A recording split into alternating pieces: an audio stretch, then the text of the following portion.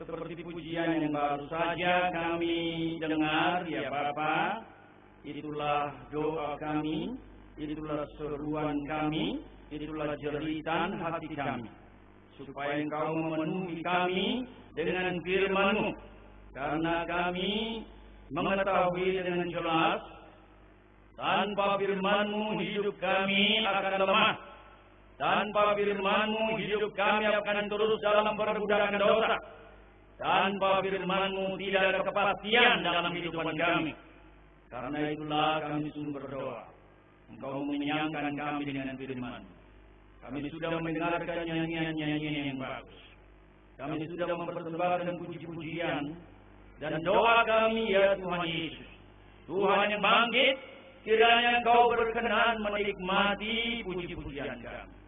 Ribuan umat berkumpul di tempat ini, memperingati, mensyukuri, merayakan satu peristiwa yang sangat ajaib, ketika Engkau merubah arah kehidupan manusia dari kematian kekal, dari kebinasaan kekal, kepada hidup kekal, kepada kebahagiaan kekal. Biarlah kami semua mengalami itu. Tidak ada seorang pun yang pulang dari ruangan ini tanpa sungguh-sungguh diyakinkan roh dan firman-Mu akan hidup kekal yang pasti itu.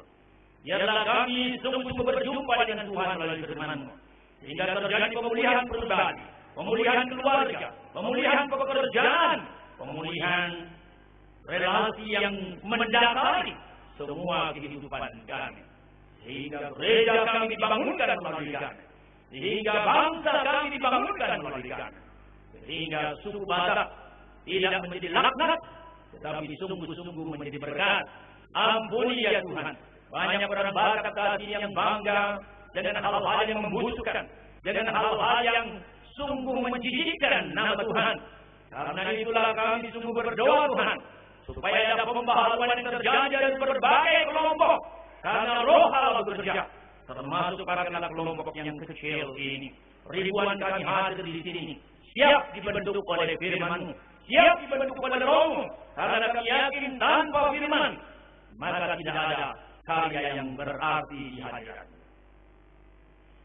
Terima kasih Tuhan, bahwa kami kembali kepada peristiwa 2000 tahun yang lalu, ketika Engkau bangkit, sehingga seperti nyanyian Judika, kami terbuka mata kami akan kedahsyatan Allah, sehingga tidak ada yang mustahil bagimu.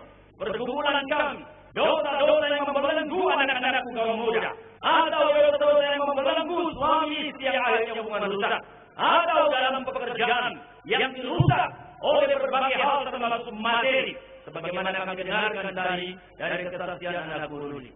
Kami sungguh berdoa Tuhan, kerjakan pembaharuan, transformasi, kerjakan pekerjaan yang ajaib dan kekal dalam waktu yang sementara ini. Kuasa kebangkitan Kristus biar kami alami. Kristus yang bangkit, berdirilah di tengah-tengah kami.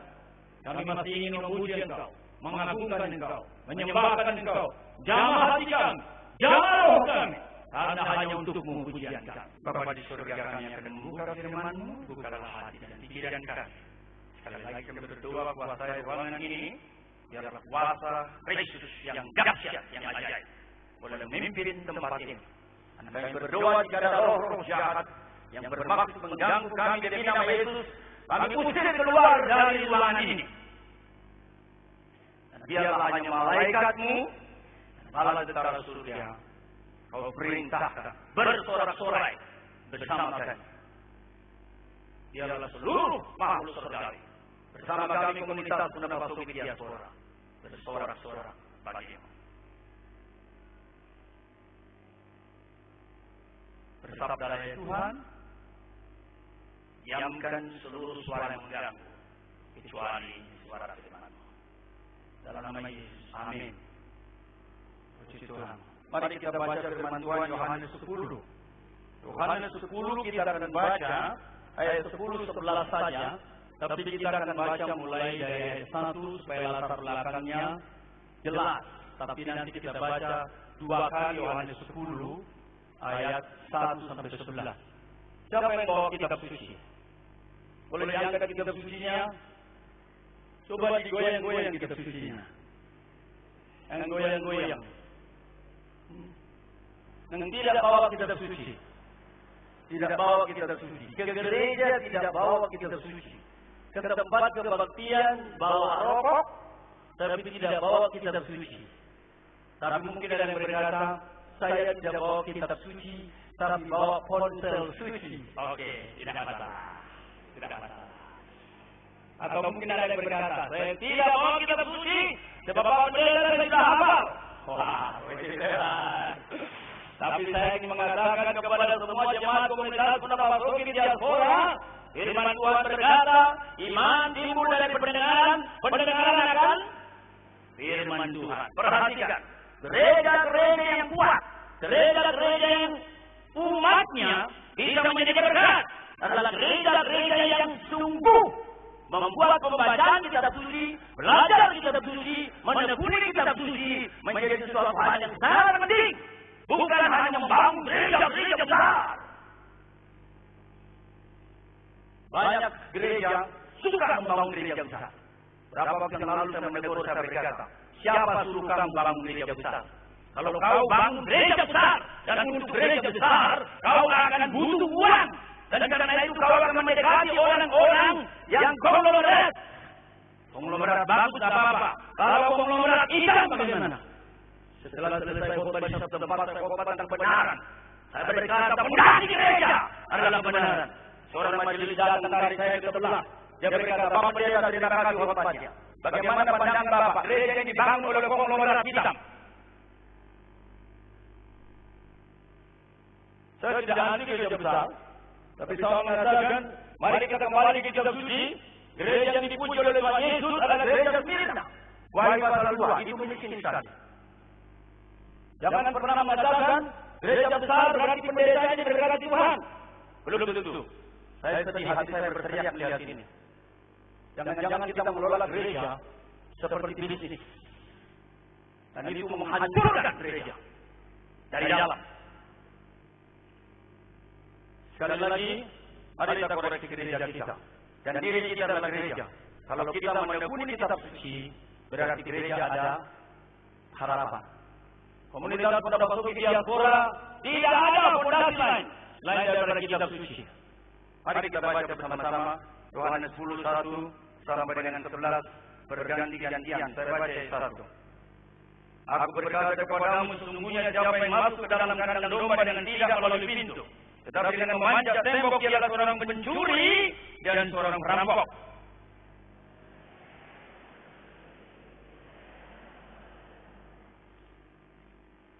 Untuk dia penjaga membuka pintu, dan domba-domba mendengarkan suaranya. Dan dia memanggil domba-dombanya masing-masing menurut namanya dan menuntunnya keluar.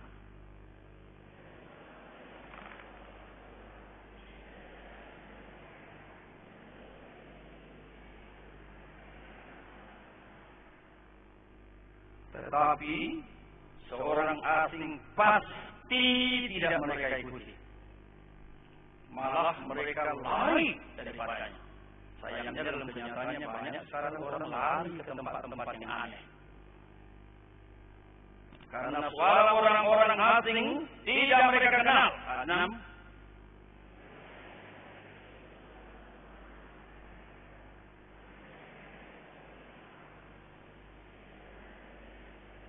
Maka kata Yesus sekali lagi, aku berkata kepadamu sesungguhnya. Perhatikan ya. Dalam bahasa Yunani dikatakan amin, amin, lego, min. Sesungguhnya aku berkata kepadamu, akulah pintu ke domba-domba itu.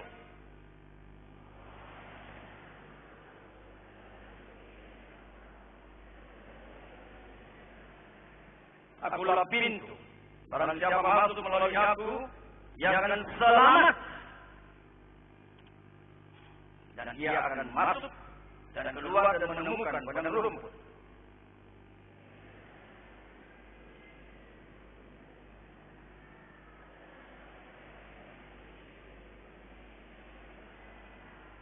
Akulah gembala yang baik memberikan nyawanya bagi domba-dombanya. Mari kita baca 2 ayat ini sekali lagi dengan penuh perhatian. 1, 2, iya. Pencuri datang hanya untuk mencuri dan membunuh dan membinasakan. Aku datang supaya mereka punya hidup dan punyainya segala kelimpahan. Akulah gembala yang baik. Gembala yang baik memberikan nyawanya bagi domba-dombanya. Pertama-tama saya mengatakan kepada Bapak Ibu sekalian, setiap kali kita berpaskah seperti ini, ingat, sekali lagi saya katakan, saya mohon, ingat dengan jelas. Rayakan hari seperti ini dengan perasaan berbeda. Kalau tidak salah, Paskah HKBP Marturia adalah minggu depan. Lakukan dengan hal yang sangat berbeda. Berbeda karena apa? Jangan sekedar pesta-pesta. Karena apa? Di dalam kebangkitan Kristus seperti ini, ada dua hal minimal saya mengatakan sekarang pada kita. Ditegaskan, Yesus adalah pribadi yang dahsyat, melampaui semua nabi-nabi, termasuk nabi besar yang dianggap nabi besar. Semua nabi-nabi mereka mati dan tidak bangkit. Moga bangkit. Saya berharap, semua saya harapkan, kita berharap pendeta ini semua bangkit. Tapi moga-moga tidak memberi kepastian. Kristus bukan moga-moga bangkit. Yang sudah bangkit. Saya mengerti kalau banyak orang mengatakan itu tidak benar, itu halusinasi. Kemarin kita seminar di sini, puji Tuhan ada 500-an yang datang antar gereja. Dan saya mengatakan jangan pernah percaya kepada orang-orang yang mengatakan seperti itu. Itu hanya mengatakan mereka tidak punya berita itu, dan karena itu mereka mengarang yang lain. Saya mengatakan baca kitab sucimu. Ketika Yesus mati di Palestina, Yesus pun diberitakan bangkit di Palestina. Sekiranya dia mati di Palestina, diberitakan bangkit di Jakarta, itu soal lain. Tetapi dia mati di tempat itu, dan Petrus khotbah di hadapan 3.000 orang. Dan dia berkata, Yesus yang kau salibkan itu, dia sudah bangkit. Tidak suaranya di dalam maut. Supaya seluruhnya mengetahui, dia Tuhan, dia Allah. Tepuk tangan dong.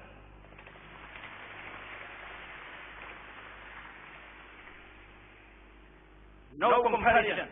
Jangan pernah bandingkan Yesus dengan siapapun di bawah kolong langit. Tidak ada perbandingan. Kalau ada nabi yang bangkit dan Yesus bangkit, baru bandingkan. Tetapi Yesus bangkit, yang lain tidak bangkit, mati. Tidak ada perbandingan. Dan kalau kita baca kitab suci baik-baik, Matius, Markus, Lukas, Yohanes, apa yang terjadi? Mereka hanya bisa bikin kabar bohong. Katakan muridnya mencuri. Apa artinya? Berarti mereka pun mengakui tidak ada di dalam kuburan itu Yesus. Sekiranya ada di dalam kuburan itu Yesus, maka apa yang terjadi? Mereka segera menunjukkan mereka akan mentertawakan orang Kristen. Tetapi karena memang kuburannya tidak ada di sana lagi, maka terpaksa mereka mengarang cerita. Saya melawan semua ahli-ahli teologi. Saya bersyukur saya juga belajar teologi. Saya tidak bodoh. Puji Tuhan kita sudah memimpin seminar. Kalau Tuhan berkenan kita akan terus memimpin seminar. Kemarin kita bikin di ruang mana? Ruang sana. Yang datang kira-kira 500. Kita doakan memimpin seminarnya di sore yang datang 10.000. Mau? Tapi bantu ya. Doakan, bantu doa, bantu dana, bantu diri. Karena ini suara bukan gratis. Diri jadi panitia. Terima kasih kepada panitia. Terima kasih kepada keluarga panitia. Ada di sini panitia di ruangan ini dan keluarganya. Boleh berdiri sebentar. Panitia dan keluarganya. Boleh berdiri sebentar. Terima kasih. Syukurku kepada kalian. Semua panitia dan keluarganya yang ada di ruangan ini. Dan keluarganya. Kalian mengizinkan mereka berbulan-bulan pulang mungkin pagi hari. Terima kasih. Mari kita tepuk tangan. Terima kasih juga untuk donatur. Ada yang 100.000, ada yang 1 juta, ada yang 10 juta. Puji Tuhan. Kali ini ada yang 50 juta, ada juga yang ratusan juta. Puji Tuhan. Itu karena kebaikan Tuhan. Meskipun begitu, 3 hari lalu saya dengar dananya kurang 20 juta lagi. Jadi kita butuh sungguh-sungguh. Mana donaturnya? Puji Tuhan, mungkin nggak mau angkat tangan. Malu-malu. Sekali lagi terima kasih. Kristus bangkit dia, sembah dia. Dikau yang bangkit. Puji Tuhan. Yang kedua, Kristus bangkit menyatakan apa? Kitab suci itu benar. Itu sebabnya Paulus berkata dalam 1 Korintus 15 yang sangat penting dalam beritakan kepadamu, yaitu Kristus bangkit sesuai kitab suci. Sesuai kitab suci. Yesaya 25 ayat 8 sudah dikatakan, maut ditelan selama-lamanya. Maka semua air mata akan dihapus dari seluruh manusia. Siapakah yang menelan maut? Yesus. Ayat ini diikuti Paulus. Maut ditelan. Hai maut. Di mana kebenaranmu? Di mana kebenaran? Kitab suci benar. Sebelum Yesus bangkit, Nabi Yesaya mengatakan, maut akan ditelan.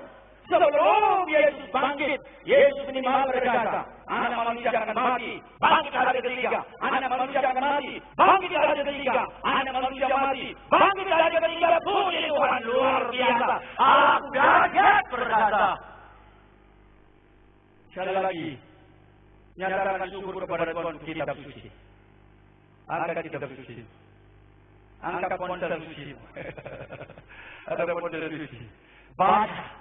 Mari saling mendoakan supaya republik ini beres. Sebenarnya keluarga saya maki-maki saya. Nau doh, nanoan doh, bodoh kau, insinyur kau jadi gue. Tapi kau jadi pengkhotbah keliling kau. Nanti apa yang terjadi? Damai bagi mundur bagi kami. Damailah bagi kalian, persembahan buat kami. Tapi biasa dikatakan bodoh. Senior saya pendeta Sabar Jahan. Itu the best waktu kelas 3. Orang pintar, tapi jadi pendeta juga. Sama-sama bodoh kita lain. Paulus berkata orang bodoh bagi dunia, tidak apa-apa.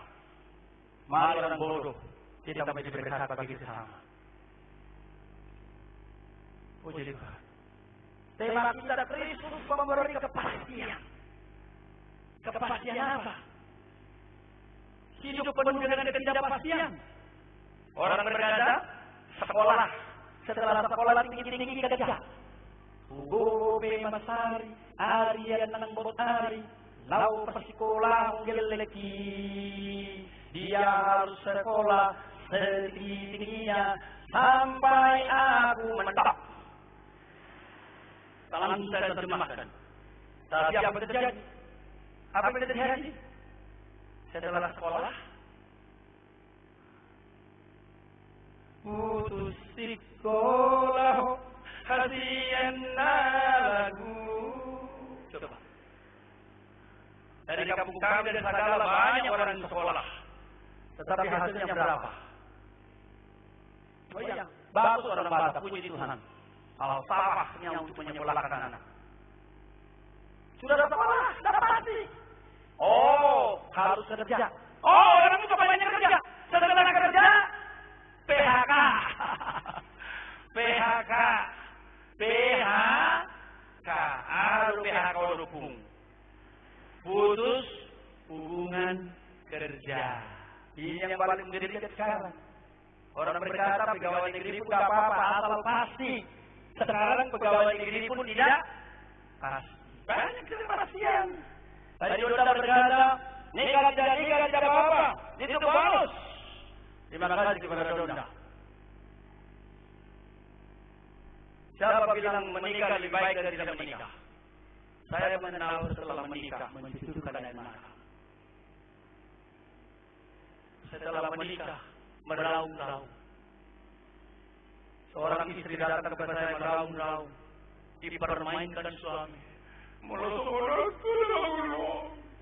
Kalau begini aku tahu dulu, saya tidak mau menikah. Jadi jangan cepat-cepat mau menikah. Doakan sungguh-sungguh, kecuali dia sudah ikut KBD berkali-kali. dia sudah imannya sudah bagus, dia tahu mengasihi istrinya. Di dalam hati ini sayang, hanya namamu. Kalau begitu kau udah menikah. Mana pernah ku tahu mama, engkau benci padaku. Di dalam hati ini mama. Gitu mama. Mana dia? Dia pura-pura jadi orang lain dia, supaya gak keluar. Hanya namamu. Tapi saya bersyukur kepada Tuhan, saya bisa mati istri saya. Itu karena apa? Karena Tuhan merubah saya. Ini memang pendeta sahabat jahat. Kalau dia bercerita, dia bercerita. Kalau memang sahabat dari dulu, memang wajah pendeta dia. Wajah pendeta baik-baik, sekolah rajin, masuk rajin, pulang rajin. Kalau saya mungkin minimal beberapa bulan itu saya bolos. Ini bukan teladan baik. Jadi saya main poli, pakai uang, pakai lotre, kemana bayar buku segala macam. Setelah jam sekolah pulang, lalu saya pulang. Itulah dia. Tapi puji Tuhan juga masih bisa juara umum waktu ini ya. Masih bisa. Jadi aman sahabat juara umum di kelasnya, saya juara umum di kelas saya. Benar benar. Puji Tuhan. Tapi Tuhan berubah. Dan tidak ada kepastian, menikah, tidak menikah, bagus kata sudah puji Tuhan. Kalau siap menikah tentu siap, puji Tuhan. Orang berkata suruh dia ke gereja. Kalau dia sudah ke gereja, katanya saya sudah hamil. Siapa yang bikin kau hamil? Ada orang gereja. Aja dong. Saya mimpin kur, puluhan tahun saya mimpin kur. Corona poso itu.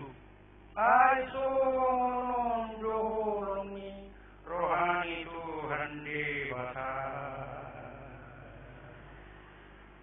Anak saranai do dile wah bagus sekali. Setelah nyanyi bagus, apa yang terjadi? Oh puji Tuhan. Terima kasih. Apa yang terjadi? Jungkol bulan ngerti? Sudah 3 bulan. Belum hijau. Anggota gereja dari Bapak Pur. Pas 2 bulan naik cintai jabur. Itu. Dah beres. Gereja sudah menjamin, apalagi kalau kalian dengan saya. Borong pun dirusak sama pendeta. Loh, saya bukan final, saya tidak positif. Benar memang jangan? Ada pendeta yang begitu? Borak aja yang butuh kode deh. Nilok konalong, tak tahu, nilok dangalong, tak tahu.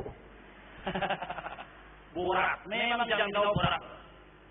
Pendeta pun jelas. Pendeta bukan pendeta harus korek. Mana kepastian? Katanya kalau tinggal di Indonesia tidak pasti. Politik tidak pasti. DPR pun ngawur. MPR pun ngawur. Kepolisian pun ngawur. Kehakiman pun ngawur. Oh ini bukan fitnah ya. Siapa tahu saya polisi langsung ditangkap saya. Tidak. Beberapa waktu yang lalu saya bawa KPK. Setelah saya bawa KPK saya berkata, setiap kali saya lewat dari Kuningan saya jaga KPK saya berkata, supaya semua yang merusak Republik, supaya semua koruptor dibawa ke pengadilan. Republik itu bagus, kaya, tapi mengapa koruptor menghancurkan Republik, juga menghancurkan mental, moral daripada pekerja. Habis itu orang datang kepada saya, 4 nasa. Pak Pendeta, terima kasih kami doakan. Memang berat perjuangan kami. Kami pun sekarang lagi dizolimi. Peraturan DPR sedang mencoba melemahkan kami. Jangan tanya siapa yang mengatakan pada saya. Itu orang KPK. Saya berdua semua orang bangsa berkata ini. Kami anti korupsi. 1 2 ya. Mok-mok manganan yula, meru manganan tinako. Artinya, kalau kita hidup jujur, berjerih lelah, kita sehat. Tapi kalau kita maling, kita sakit-sakitan. Lihat itu, cucunya pejabat itu, cucunya penguasa besar itu. Bukan cuma anaknya yang ngawur, cucunya pun masuk narkoba. Ngerti maksud saya? Ngerti bagus, ngerti tidak apa-apa.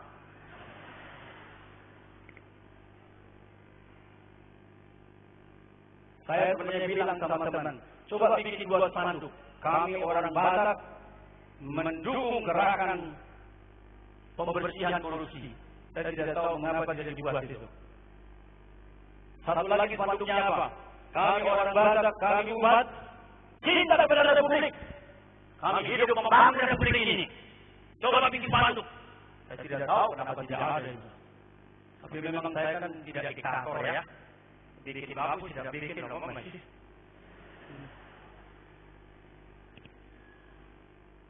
Saudara-saudara sekalian, saya sungguh melihat hidup dalam ketidakpastian. Orang berkata, pindah negara aja lah. Lalu pindah ke Jepang. Setelah di Jepang dia, jangan pulang lagi. Di situ enak. Saya pernah melayani beberapa kali ke Jepang. Memang uangnya banyak. Seorang tukang cat, dia memiliki mobil yang mewah, semua serba remote control. Padahal dia tukang cat, banyak uangnya. Tapi kemarin itu mereka kapok. Mereka bilang, dulu aku mau di Jepang, supaya ini ternyata Jepang tidak sekaligus menghabisi. Dalam gempa, kami berdansa. Kami bilang gak apa-apa, kita dibangun dengan struktur yang kokoh. Tidak ada koruptor pejabat di Jepang ini. Menurut ilmu sipil, sampai 8,79 skala Richter akan tetap goncang ini. Tidak mungkin lumpuh, paling miring sedikit. Lalu mereka santai-santai. Setelah mereka santai dari atas, mereka lihat air sungai datang dari laut. Akhirnya mati sedikit. Disapu bersih meninggal dunia. Setelah itu apa? Datang lagi. Apa itu? Nuklir. Bikin berita heboh. Saya berdoa Tuhan, biarlah negara Jepang yang begitu hebat, begitu maju, kuat teknologi, mereka sadar kepastian hanya ada di dalam engkau. Selama mereka tidak percaya kepada engkau, mereka hanya percaya kepada nyawa mereka. Kami berdoa Tuhan supaya terjadi perubahan besar-besaran di seluruh Jepang. Amin.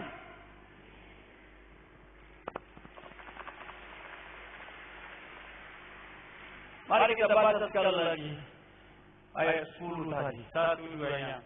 Pencuri datang hanya untuk mencuri, membunuh, dan membinasakan.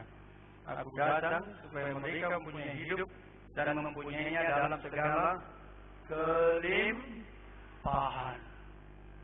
Apa yang Bapak Ibu lihat di sini? Ada 2 arus yang sangat jelas. Pertama, arus negatif. Kekuatan negatif. Tuhan Yesus adalah Allah yang Maha Tahu. Dia tahu jelas apa yang terjadi di dunia yang kita.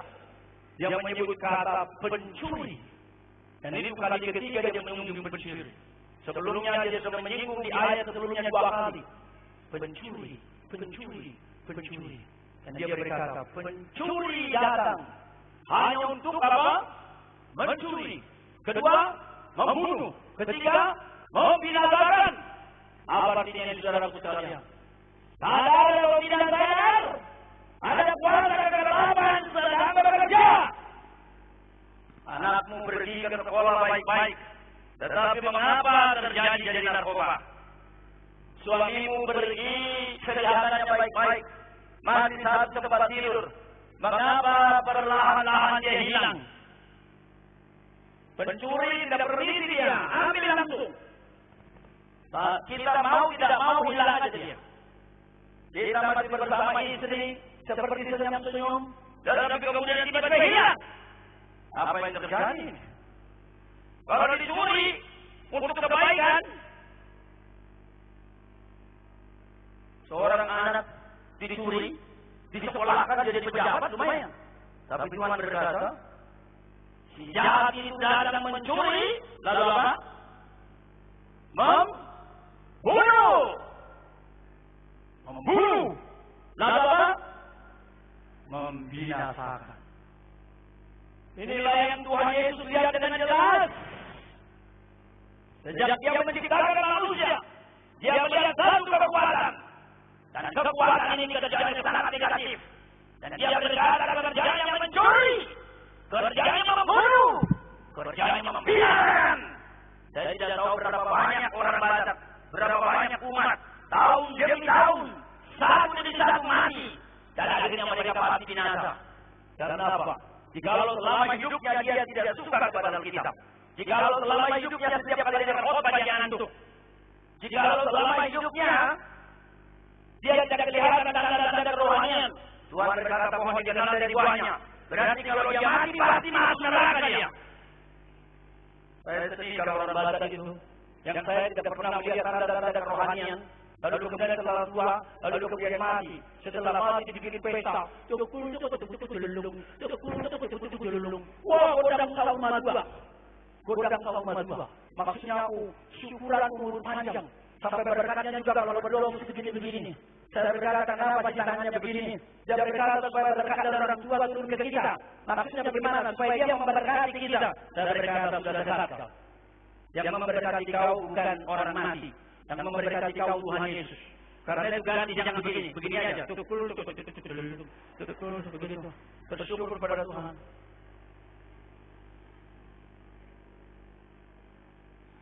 Tadi pagi langsung saya terima SMS, turut berduka cita si ini meninggal dunia. Saya kaget, saya pikir saudara saya yang di Medan yang sakit meninggal dunia. Ternyata ada yang lain meninggal dunia. Saya berkata mudah-mudahan dia bersama Yesus. Itulah yang kita bahkan sore ini di Sora. Orang pasti akan mati. Saya berkata pasca pertama, orang lahir miskin mati, lahir kaya juga mati, lahir pejabat juga mati, lahir direktur juga mati, lahir kondektur juga mati, pasti mati.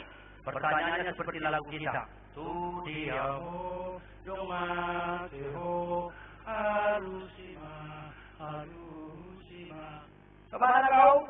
Kalau kau tidak bersama Yesus, Kristus memberi kematian, kau pasti di neraka. Kalau ada orang tuamu sebelum dia meninggal dunia tidak ada tanda-tanda kerohanian, meraulah engkau. Jangan kau bergoncang, jangan. Tapi kalau dia sudah jadi anak Tuhan dia setiap kali bangun langsung baca Alkitab. Wah, saya bersyukur mama saya dulu. Mula-mula saya paksa baca Alkitab. Tapi setelah sekian lama, akhirnya rupanya dia menikmati. Ketika dia menikmati itu, satu kali saya ketiduran. Lalu dibangunkan saya. Mangapul. Allah, Jungo, bangun. Saya berkata, berbuah. Baca. Baca kitab suci. Wow. Itu sebabnya sebelum dia meninggal, kita nyanyi, Saitio matanaku, Saitu. 83 tahun umurnya. Nanti Pak Bultok nanti nyanyi dia, atau mirip-mirip lah. Atau you raise me up, gitu. Berdua saya, mungkin 93, 103 tahun meninggal. Nanti kalau bisa kita kurang ya. Namarmu mulia. Habis itu stop. Asik kan? Asik. Tapi itu tidak bisa terjadi jikalau arus kedua tidak dialami. Arus pertama negatif, pencuri datang, mencuri, membunuh dan membinasakan. Perhatikan 10b, kita baca lagi. Sasia, aku datang supaya mereka mempunyai hidup dan mempunyainya dalam segala kelimpahan. Puji Tuhan, ternyata arus negatif yang pasti akan dialami oleh manusia berdosa. Tuhan tidak benar. Dia berkata, "Batang, saya datang supaya kamu memperoleh hidup. Bukan hidup yang gagal, bukan hidup yang susah, bukan hidup yang frustrasi, bukan hidup yang berselingkuh, bukan hidup yang koruptor mempermalukan keluarga semuanya, tapi hidup yang berkelimpahan. Tuhan biarlah semua mengalami itu." Tepuk tangan dong. Maksud saya tepuk tangan alami, maksud saya gitu. Saya tidak perlu gebukin. Tidak perlu. Soal ini memang sudah buat saya. Saya pernah feeling mau mati. Saya berkata, Tuhan, kalau mati saya apa gunanya buatmu? Tuhan, saya masih banyak rindu membacakan Injil. Tambahkan sedikit lagi umur ini. Jadi kalau saya lihat begini banyak, saya bersyukur. Berapa kali lagi saya bisa Tuhannya, kadang-kadang gitu. Kalau saya lihat mertua saya 83 tahun, kalau saya bisa 83 tahun, puji Tuhan. Tapi semua Tuhan yang tahu, saya bilang begitu. Tapi saya berkata kepada teman-teman setiap kali khotbah, saya tidak punya yang lain selain meninggikan Yesus, selain memberitakan nama Yesus, selain mengatakan, hei orang manusia, nikmati kasih Tuhan, nikmati hidup, nikmati kelimpahan. Untuk kelimpahan itulah Tuhan Yesus berkata ayat 11. Baca ayat 11. Mari kita baca ayat 11. Akulah gembala yang baik. Gembala yang baik memberikan nyawanya bagi domba-domba. Ketika saya membaca itu, saya terharu. Saya sadar Tuhan tahu ada satu kekuatan yang negatif sedang menghancurkan ciptaannya. Karena itulah dia taat kepada Bapaknya seperti Donda tadi berkata. Cawan ini dia lalu, tapi kehendakmu yang terjadi. Yang mau menerima semua, yang mau menerima murka, siap.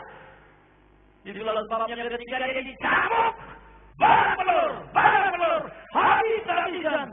Siapa yang nonton RCTI hari Kamis malam? Hari Kamis malam sebelum Jumat Agung. Itu diputar The Passion of the Christ. Ada yang nonton? Oh banyak. Saya sudah sering nonton itu. Dan waktu saya menonton itu, saya baru pulang khotbah capek sekali. Saya mau berbaring. Saya diundang ke Palembang.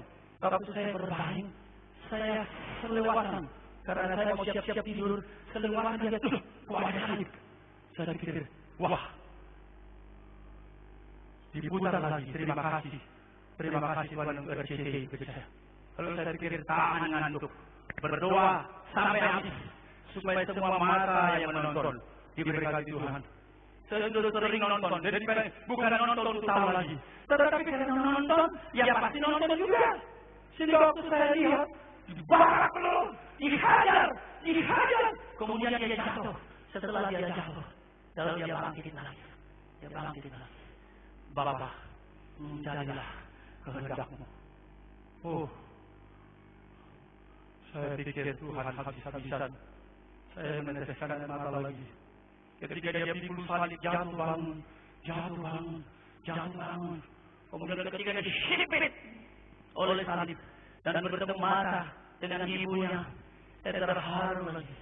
Saya tutup mata sebentar. Habis itu tiba di atas, habis-habisan. Lalu ternyata bukan api yang dibikin, ternyata adalah semacam apa itu? Oh, semacam baut. Baut yang besar, begitu dipukul teriak.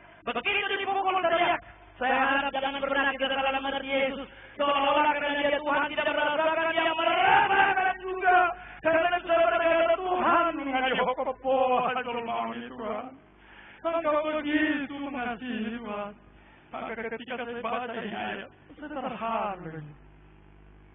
Aku datang supaya mereka mempunyai hidup dan mempunyai kelimpahan, walaupun untuk itu dia harus mati. Di kayu salib dia berkata, Allahi. Itu menjadi teliti sekali.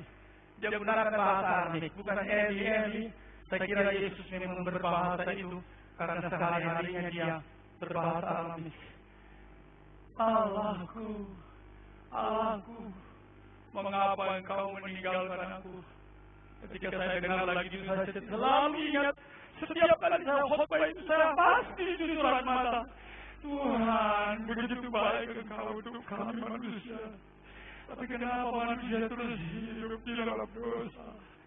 Tuhan, bagaimana cara saya berkhotbah, Tuhan? Kadang-kadang saya khotbah berjam-jam, kadang-kadang saya kuyup. Tapi saya lihat orang di sekitar saya pun hidupnya tidak jelas juga. Karena saya pikir soal khotbah memang bukan soal kita teriak.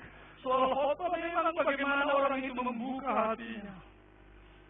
Tapi kemudian dia berkata, aku haus. Saya berkata, benar dia haus. Tuhan, benar kau haus. Berjam-jam kau tergantung di sana. Sejak hari Kamis malam dia dipimpong. Hari Jumat terus naik ke kayu salib jam 9 menurut Markus. Lalu setelah 6 jam muncullah teriakan tadi, Ilahi, Ilahi, Allahku, Allahku, mengapa engkau meninggalkan aku? Waktu kemarin seminar Kristologi, saya menegaskan Yesus Allah. Saya adalah sebuah teologi yang berkata Yesus bukan Allah. Saya sudah baca teologi, saya baca Alkitab baik-baik. Orang berkata kau punya dengan kami tulen. Kau hanya baca Alkitab. Kau tidak baca yang lain. Saya berkata buku apa yang kau baca yang saya tidak baca.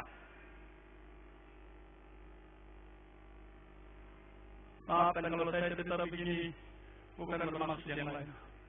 Kalau saya tetap berpegang pada firman, nanti bisa akan bernyanyi dan kayu yang kasar mengubahkan. Biar zaman berlalu, dunia berlalu, ku tetap pegang salib itu. Saudara-saudaraku, kalau saya tetap percaya kepada Tuhan, bukan karena saya tidak bertemu pikiran liberal. Saya bertemu, siapa yang ikut seminar kemarin? Iya, puji Tuhan. Di sini bisa menjelaskan banyak ilmu-ilmu liberal. Bagaimana mereka mentertawakan olok-olok Yesus. Bukunya Jakob apa itu? Jakob Visi, Jakob siapa itu? Barbara Stiling, bukunya Renan dan sebagainya memang sahabat yang sini. Setelah selesai, saya dalam kamar saya pikir, waktu dibahas semua itu, mereka mudah-mudahan kuat, kokoh. Yesus benar-benar Allah. Dan ketika pertanyaan itu datang pertanyaan, di kayu salib dia berkata, Eli, Eli, dia masih Allah tidak? Masih! Yesus tidak pernah tidak Allah. Dia Allah sejati, dia manusia sejati. Lalu apa yang terjadi? Itu lalu buatan dari saya terjadi. Yesaya 53 ayat 5, dia tertikam karena pemberontakan kita. Dia diremukkan karena kejahatan kita. Dia diganjar supaya kita selamat. Dia dibilur-bilur, dilukai supaya kita sembuh. Puji Tuhan. Puji Tuhan. Itulah Yesus. Dia berkata, akulah gembala yang baik. Mengapa pakai gembala yang baik? Mari kita lihat sebentar. Soalnya di bawahnya dikatakan ada gembala yang tidak baik. Ada gembala yang tidak baik. Betul. Kalau perhatikan di bawahnya, ayat yang ke-12, sedangkan seorang bahan yang bukan gembala dan yang bukan pemilik domba-domba itu sendiri, ketika melihat serigala datang meninggalkan domba itu, lalu lari, sehingga serigala itu menerkam dan mencerai-beraikan domba-domba itu. Kasihan sekali.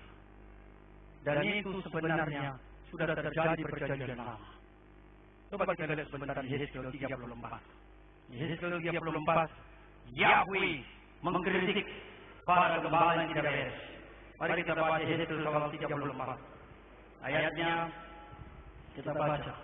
Ayat yang ke-1 sampai 6. 1-2 ayat. Lalu datanglah firman Tuhan kepadaku, hai anak manusia, bernubuatlah melawan gembala-gembala Israel. Bernubuatlah dari katakan kepada mereka, kepada gembala-gembala itu, beginilah firman Tuhan Allah. Celakalah gembala-gembala Israel yang menggembalakan dirinya sendiri. Bukankah domba-domba yang seharusnya digembalakan oleh gembala-gembala itu? Kamu menikmati susunya, dari bulunya kamu buat pakaian, yang gemuk kamu sembelih, tetapi domba-domba itu tidak kamu gembalakan. Yang lemah tidak kamu buatkan, yang sakit tidak kamu obati, yang luka tidak kamu balut, yang tersesat tidak kamu bawa pulang, yang hilang tidak kamu cari, melainkan kamu injak-injak. Dengan demikian mereka berserak, oleh karena gembala tidak ada, dan mereka menjadi makanan bagi segala binatang di hutan. Domba-domba berserak dan tersesat. Sekarang banyak umat yang terserak, banyak tersesat. Kalau tadi saya mengatakan sedih membaca di Batak Pos, si ini jadi gila, si ini bunuh diri, si ini jadi narkoba, si ini putus sekolah. Saya pikir Tuhan, bukan kau berkata, aku datang supaya mereka punya hidup dan mempunyai segala kelimpahan. Apakah orang Batak, apakah umatmu belum sungguh-sungguh mengalami kehadiran-Mu Tuhan? Saya bersyukur setiap kali kita mengadakan KKR di sini selalu banyak datang seperti ini. Padahal komentar beberapa orang mengatakan begini, semua di acaranya saya suka, kecuali khotbahnya banyak banget. Tetapi masih mau datang juga. Puji Tuhan. Sebenarnya saya bisa khotbah singkat sekali, tapi beban di hati saya ini membangun. Kalau Bapak Ibu merasa tidak perlu khotbah panjang, doakan saya supaya saya bisa khotbah pendek, tetapi menyampaikan banyak hal sekaligus.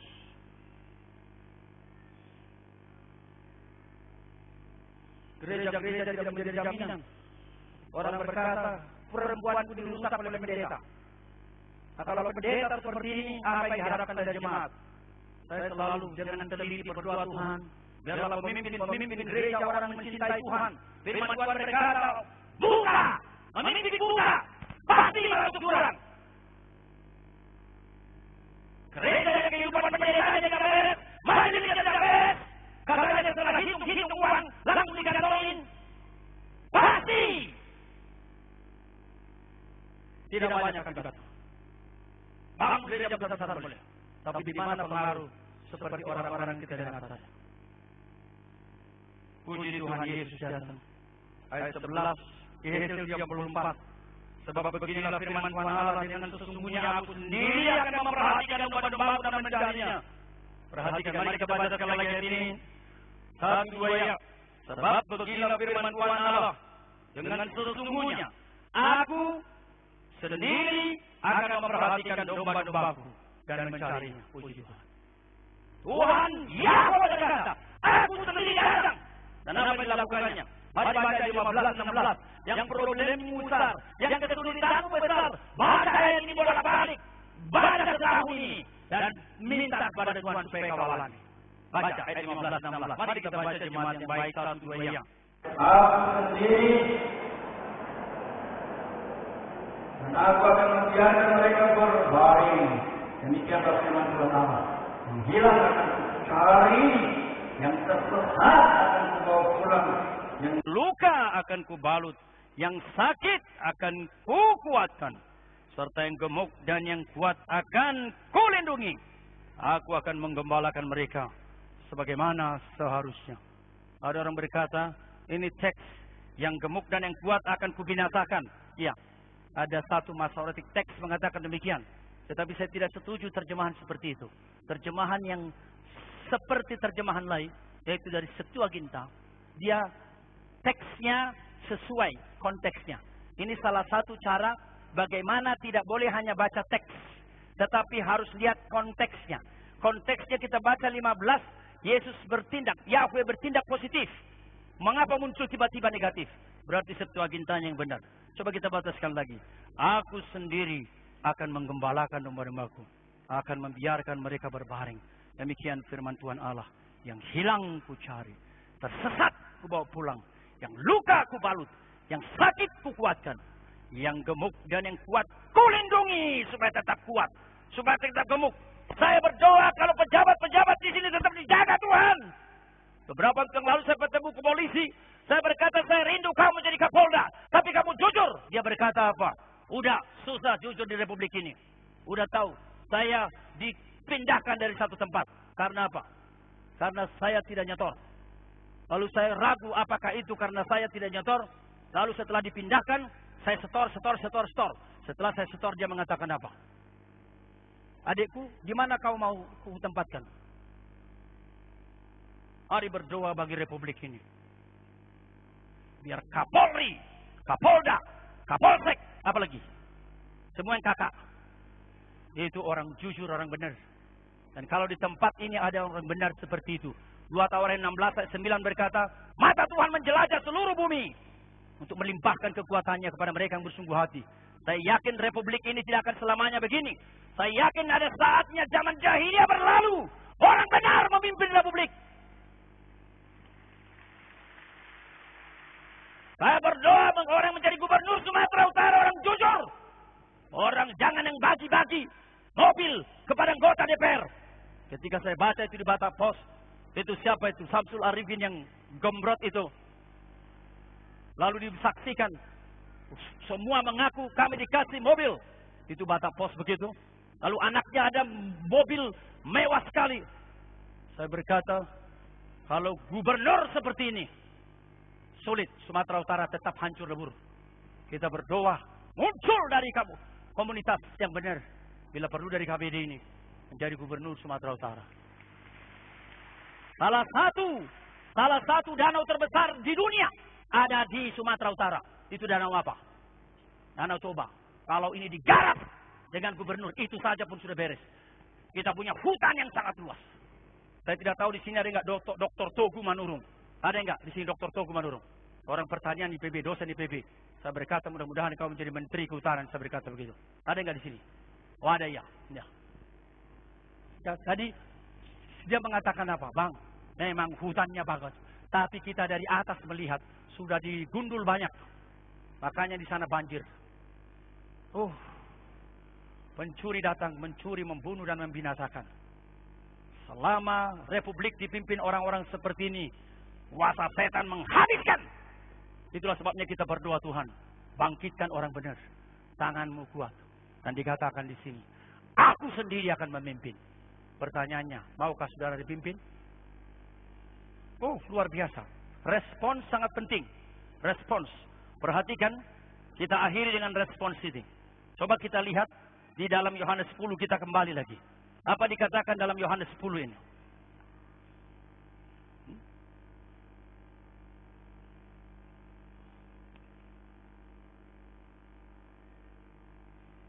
Mari kita baca.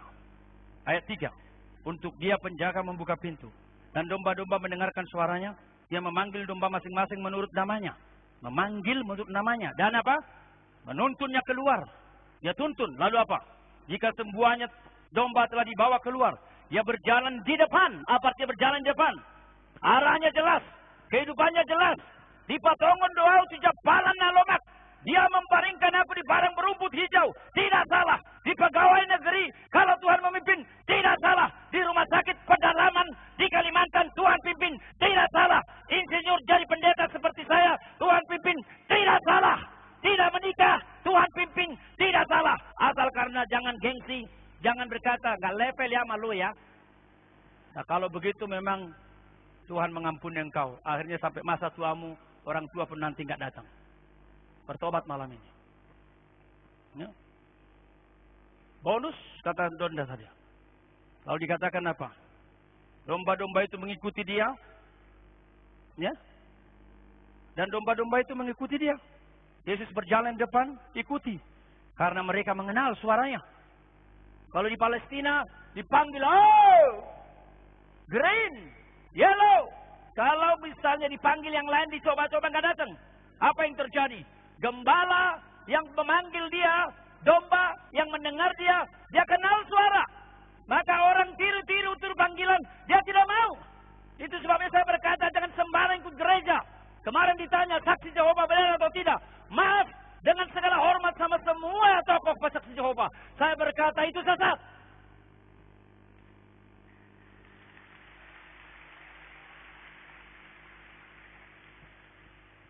Berapa saya mengatakan, saya tidak bergosip. Berkali-kali saksi Jehovah datang ke rumah saya. Pertama 2 perempuan. Setelah 2 perempuan saya berkata, saya ajak, saya ladeni. Saya suruh kasih minum, mereka datang hari Sabtu.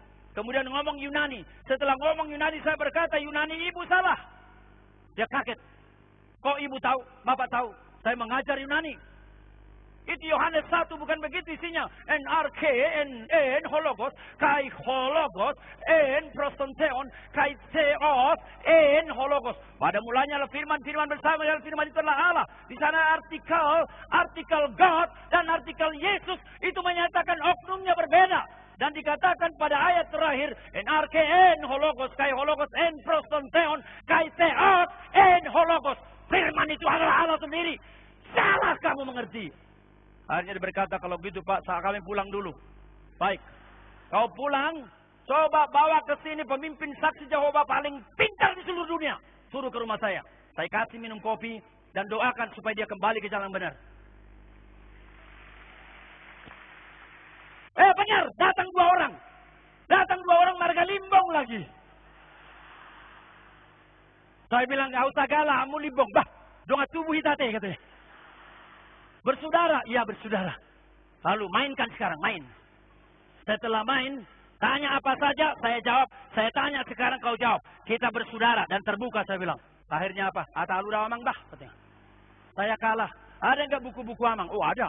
Saya kasih. Bah, ayah kamu terus menghapus segala nih di boda pasogiti? Iya. Kau menghapus segala yang memimpin? Iya. Ah, kalau begitu, mintalah semua bukunya. Aku kasih semua gratis. Minum kopi. Benar, semua saksi Jehovah. Datang, undang saya pertemuan konferensi di sini. Saya akan meladeni kalian dengan kasih sayang. Saya akan berkata, jikalau kau percaya Alkitab, kau yang sesat. Kecuali kau membaca Alkitab dengan cara yang berbeda. Oh, saya tidak sungkan mengatakan kesesatan. Untuk ini saya meninggalkan studi saya. Untuk ini saya memberontak dalam tanda kutip kepada orang tua. Orang tua saya menyekolahkan saya. Tuhan anakku, belum ada sarjana dari sekolah kita. Dari sarjana Republik. Abang saya nomor 1 berkata, aku sarjana itu tukang itu. Naik gomak do katanya. Entah dari mana sarjana saya ini. Tapi kau, singkat cerita. Saya berkata, Tuhan yang minta saya akan jalan. Dan saya belajar. Saya bersyukur ada kesempatan studi di berbagai tempat. Termasuk di antah berantah itu. Dan saya bertemu dengan orang-orang luar biasa pintar di dunia. Orang-orang mengerti teologi yang mengerti yang saya maksud. Peter Stuhlmacher, saya ngomong-ngomong kepadanya. Howard Marshall, saya ngomong-ngomong kepadanya. Graham Stanton, saya ngomong-ngomong kepadanya. Thomas Brody, saya ngomong-ngomong kepadanya. Makanya ketika ada orang seperti Yohanes Rahmat, pendeta dari sebuah gereja besar mengatakan, Yesus tidak bangkit, itu hanya metafora, itu hanya simbol. Begitulah semua penulis Alkitab menuliskannya. Saya langsung tulis di situs saya, menghapusagala.com. Di Kompas dia tulis, pagi saya baca. Langsung sorenya saya berkata, kalau Yohanes Rahmat, pendeta dari gereja besar ini mengatakan, saya menganut demikian, itu urusan dia. Tetapi ketika dia berkata, semua penulis Alkitab Perjanjian Baru sebenarnya menganut Yesus tidak bangkit. Itu pandangan, saya langsung mengatakan apa? Itu Yohanes Rahmat salah. Saya tidak berkata, sorry, in this matter we are different. Saya tidak berkata secara sekolah, secara ahli, kita berbeda. Itu sesopan-sopannya. Tapi kali saya tulis, dia mutlak salah. Karena apa? Alkitab ditulis dari kebangkitan. Gereja dibangun dari kebangkitan. Dan hidup kita bangun dari kebangkitan. Generasi muda, ikuti Yesus. Jadi pemimpin Republik. Amin. Amin. Pegawai negeri, ikuti Yesus. Sang gembala memimpin engkau. Maka engkau berguna bagi Republik. Amin. Saya merindukan dari orang Batak muncul orang-orang benar. Jangan namanya haposan. Tapi dia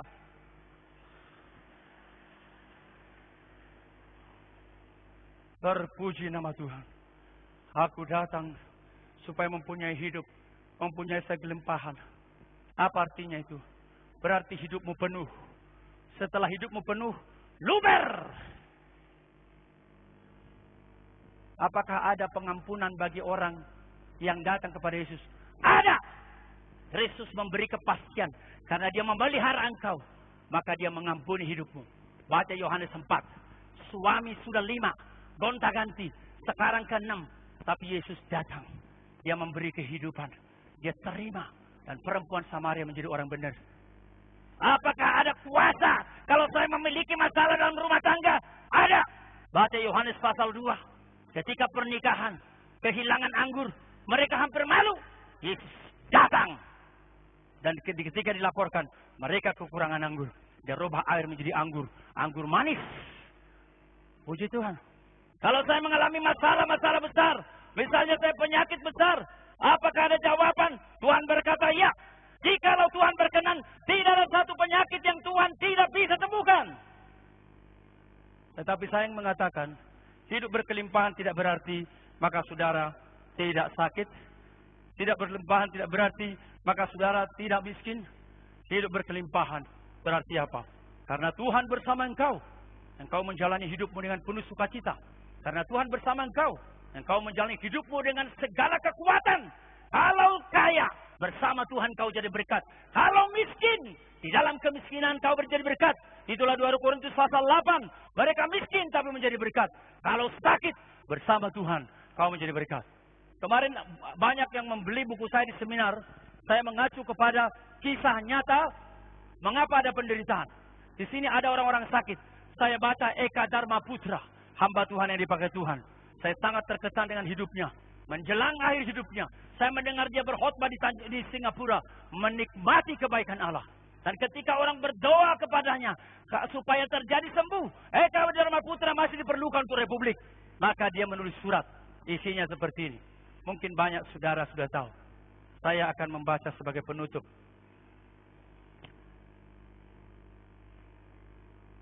Rekan-rekan sepelayanan, kawan-kawan seperjuangan, saudara-saudaraku seiman yang saya kasihi dan segenap hati. Terpujilah Tuhan yang telah berkenan mengantarkan saya melalui perjuangan panjang, kurang lebih 21 tahun lamanya. Selama 21 tahun itu, saya akui saya tidaklah seperkasa singa, sekuat gajah, atau setegar baja. Saya adalah darah dan daging, manusia biasa-biasa saja, yang sekadar berusaha untuk setia kepada Tuhannya. Halaman 73 yang bawa bukunya. Tidak jarang 21 tahun itu saya lalui dengan amarah, cemas, dan rasa terluka di jiwa. Namun demikian pada saat yang sama, tahun-tahun tersebut juga adalah tahun-tahun yang amat kaya dan limpah dengan rahmat dan berkat. Saya disadarkan betapa Tuhan yang saya ikuti tak selalu menyenangkan, tapi tak pernah mengecewakan. Saudara-saudara sekalian, kini saya telah hampir tiba di penghujung jalan, berada di etape-etape terakhir perjalanan hidup saya. Para dokter telah menyatakan, tidak ada lagi tindakan medis yang signifikan, yang berarti, yang dapat dilakukan untuk memperbaiki kondisi kesehatan saya, kecuali mungkin transplantasi hati. Dalam situasi seperti itu, ketika tangan dan upaya manusia tak lagi mampu melakukan apa-apa yang bermakna, kita bersyukur. Karena bagi orang beriman, selalu ada yang amat berarti, yang dapat dilakukan. Dan itulah yang kita lakukan malam ini, berdoa. Jadi surat ini dibacakan dalam persekutuan doa, mohon mujizat Tuhan bagi dia. Kita menyatakan penyerahan diri kita, seraya mempersilahkan tangannya bertindak, dan kehendaknya berlaku dengan leluasa. Bila Anda berdoa untuk saya, baik di sini maupun di mana saja, saya mohon, perhatikan kira-kira apa isinya. Saya mohon terjadi mujizat di jamaah Tuhan. Teologi sukses pasti begitu. Tapi kita menganut teologi setia sampai akhir. Sehat puji Tuhan, sakit puji Tuhan, kaya muliakan Tuhan, miskin muliakan Tuhan. Itulah hidup berkelimpahan. Dia bisa menikmati hidupnya dan berbagi hidup meskipun dia miskin sekali. Sebaliknya hidup tidak berkelimpahan. Dia bisa kaya luar biasa. Terus menarik. Pelitnya setengah mati. Pekerjaan Tuhan tidak pernah dia dukung. Sampai dia mati, dia tinggalkan semua apa yang dicarinya selama ini.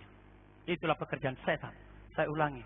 Bila Anda berdoa untuk saya, baik di sini maupun di mana saja, saya mohon janganlah terutama memohon agar Tuhan memberi saya kesembuhan atau mengaruniakan saya usia panjang.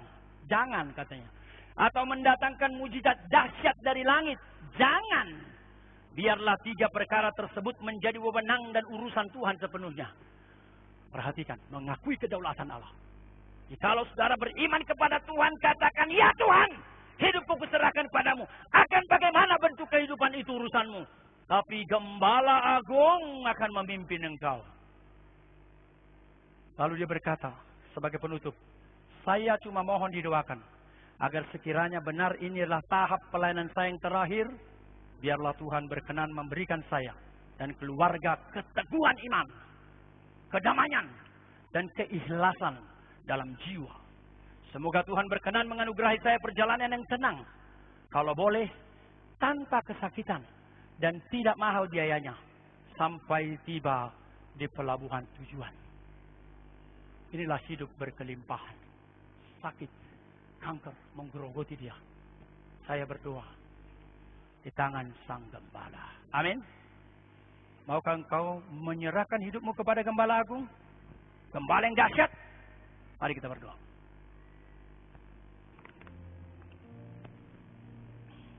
Berdoa kepada Tuhan. Lihat Gembala Agung di tengah-tengah kita. Mengampuni dosamu. Mematahkan kuasa dosa. Memberikan kebahagiaan berlimpah.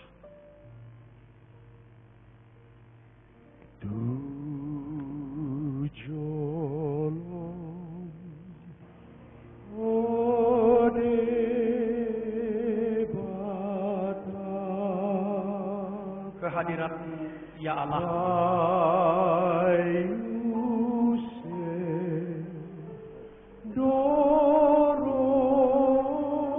Saya mencurahkan isi hatiku.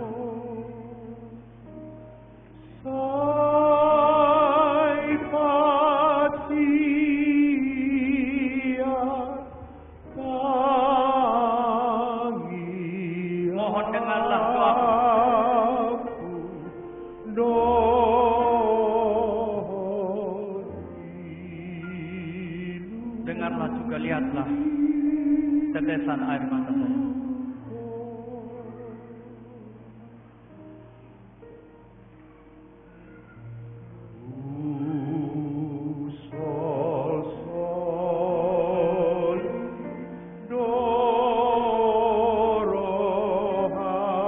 Saya sungguh-sungguh menyesal.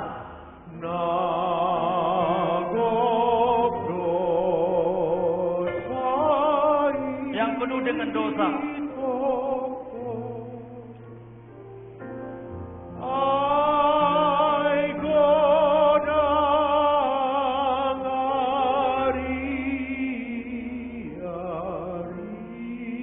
Karena banyak hari-hariku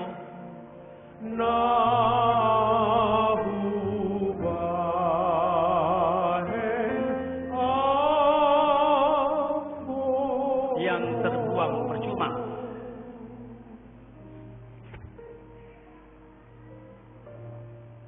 Kita berkata Tuhan, malam 1 Mei jadikan malam bersejarah bagi Republik. Terjadi perubahan karena ada perjumpaan dengan Tuhan. Ribuan orang dibaharui hidupnya. Ribuan orang siap untuk menyerahkan hidupnya kepada Tuhan. Ribuan orang siap menjadi berkat. Sungguh-sungguh itulah doa kita dan saya yakin Tuhan sudah hadir di tengah-tengah kita. Dia berkata, akulah gembala yang baik. Aku sendiri menggembalakan domba-dombaku. Aku akan membiarkan mereka berbaring. Yang hilang akan kucari. Yang tersesat kubawa pulang. Yang luka akan kubalut. Mungkin ada yang datang ke tempat ini dengan segala kesedihan.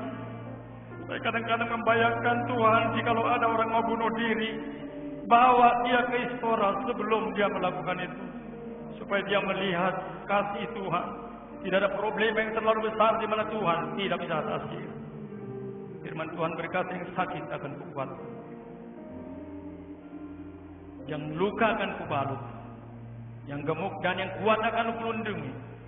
Aku akan menggembalakan mereka sebagaimana seharusnya. Siapa di antaramu yang berkata, Tuhan Yesus, saya orang berdosa, ampuni dosa-dosaku. Dia memberikan kepastian pengampunan kepadamu. Acungkan tangan. Puji Tuhan, puji Tuhan, puji Tuhan, puji Tuhan. Jangan biarkan perbudakan dosa alami kuasa kebangkitan Tuhan. Allah dahsyat. Jangan biarkan ada perbudakan dosa. Ingat, setan sebesar apapun, jika engkau berserah kepada Yesus, Allah yang dahsyat itu. Dia berkata, aku menggembalakan sebagaimana seharusnya. Siapa di antara berkata, Tuhan, ada dosa-dosa tertentu yang terus membelenggu saya, membutakan saya. Kalau engkau tidak menolong saya, pastilah saya akan terus-menerus dicuri, dibunuh dan binasa. Tuhan, selamatkan saya. Saya ingin berdoa untuk mengacungkan tangan. Puji Tuhan, puji Tuhan, puji Tuhan. Pulang dengan sebuah kepastian bersama Tuhan yang bangkit, yang berkuasa. Puji Tuhan, banyak sekali. Jangan ada lagi belenggu dosa di hadapan. Jangan lagi kuasa setan, kuasa perdukunan di hadapan. Demi nama Yesus, itu akan mencuri, membunuh dan membinasakan. Engkau hilang selama-lamanya.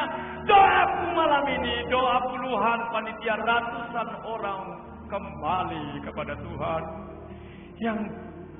Yang luka akan kubalut, yang hilang akan kucari. Tuhan, itu doa kami.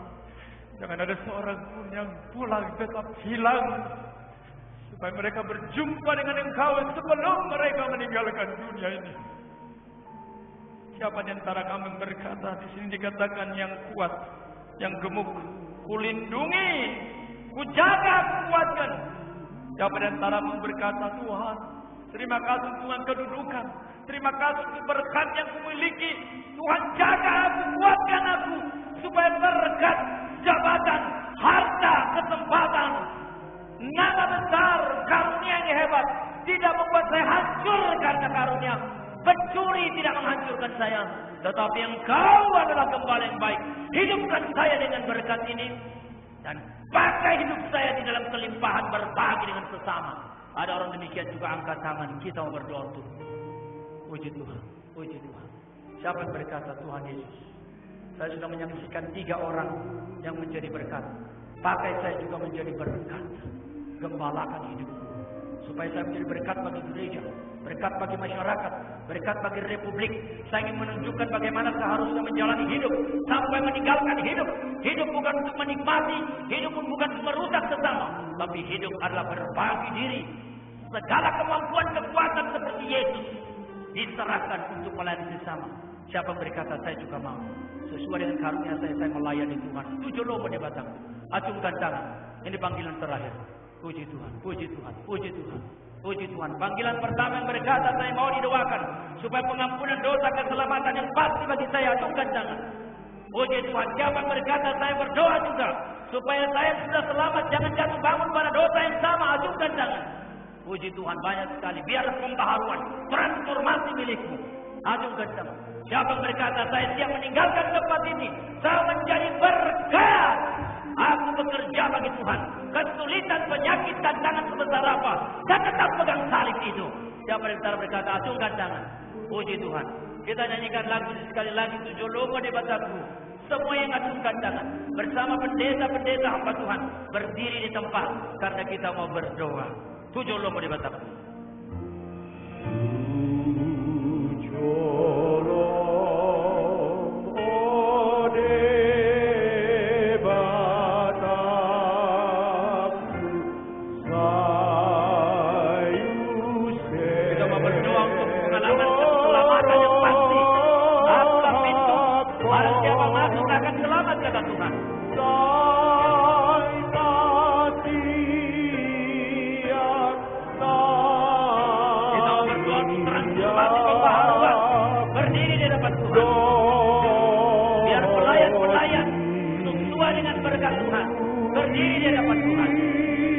Biarlah dari istora ini, meninggalkan istora ini, banyak orang pulang dengan hati Tuhan.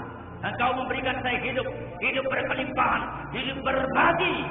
Dengan talentaku saya mau bagi kepada sesama. Dengan hartaku saya berbagi kepada sesama. Dengan jabatanku saya mau berbagi kepada sesama. Ketika Yesus Allah, dia dimaki-maki, dia dipermainkan, diolok-olok, dia dipaku, dia penguasa mutlak, dia tidak membalas. Itulah kekuasaan. Bukan membalas menggunakan kekuasaan menghancurkan sesama, tetapi kekuasaan memberkati bersama, mengendalikan diri juga, dan berkata Bapa ampuni mereka, sebab mereka tidak tahu apa yang mereka perbuat. Biarlah banyak penguasa di republik ini, bukan untuk diri sendiri, tapi melayani Tuhan. Mari kita berdoa. Bapa di surga, kami bersyukur untuk firman-Mu. Bersyukur Engkau menggembalakan kami. Bersyukur Engkau mencari kami yang hilang dan tersesat. Bersyukur Engkau membalut yang terluka. Bersyukur untuk melindungi yang kuat dan gemuk. Sekalipun untuk itu Engkau harus mati, menderita. Tapi kami bersyukur kematian bagimu bukanlah akhir, tetapi Engkau mati supaya kami hidup, dan hidup berkelimpahan. Sekarang kami mengikut Engkau, Gembala Agung. Kami mendengarkan Engkau, gembalakan hidup kami. Kami berdoa supaya keluarga kami berubah karena kami. Kami berdoa supaya sekolah kami, pekerjaan kami berubah karena kami. Dan kami berdoa supaya republik ini berubah karena kami. Dengarlah doa kami dalam nama Yesus. Amin.